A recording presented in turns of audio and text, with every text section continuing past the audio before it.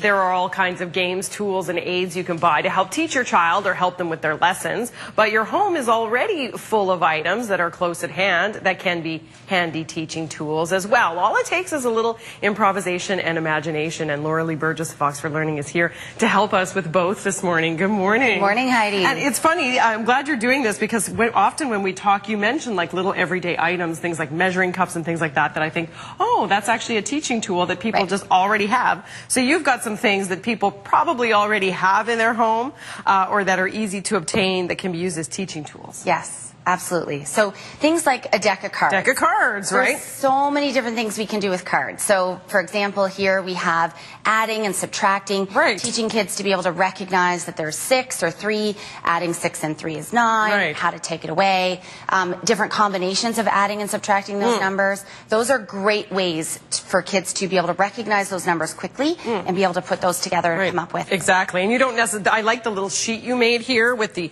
6 plus 3 equals 9, but you don't necessarily even need to have that. You can just lay the cards out and there you go. And they're almost also like cue cards, so you can also just use them for like number recognition. And everybody's got a deck of cards hanging around. Just don't play 52 pickup. That's me. Yeah, lots to do there with Lego. Who with kids doesn't have a Lego around the house, right? Great for building things, but also great for teaching. Lego is really a great tool. It's so versatile. So there's so many different things you can do with Lego. So, for example, here you can teach something like fractions. So, these are worth 10. There's 10 of these, right? Yeah. So we have 2 tenths here. Teaching them that if you take those apart, here you have half. Or what does that equal? 5 tenths. So different things you can do with Lego when you're teaching fractions. That's cool. Adding and subtracting, really easy. So something like one of these sticks has 8, 8 plus 8, so 2 of those would equal 16. One of those, they can build something. They can put those together there. Oh, there we go.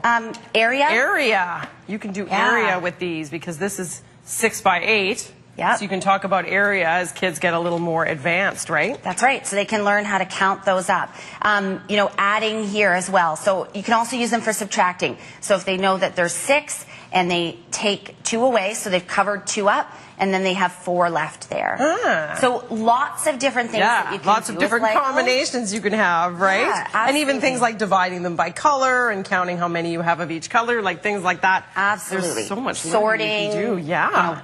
Put size, so biggest to smallest, greater than or less than. Also, multiplying is another thing you could do. So, if they're multiplying by 6, each one of these. Oh, yes, a 6. So stack them on top of each other. How many do you have? That's really cool. Yep.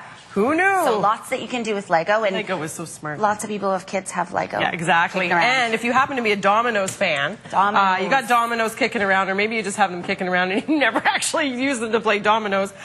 They're also great for talking about numbers and fractions. That's right. So again, much like the cards, being able to recognize those numbers quickly. But here, if they can look at that and say, okay, 6 and 6 is 12. 12 minus 10 is 2. So they can do it something like this. Being able to look at that quickly and say that's 12. Or using it, 6 minus 4, what does that equal?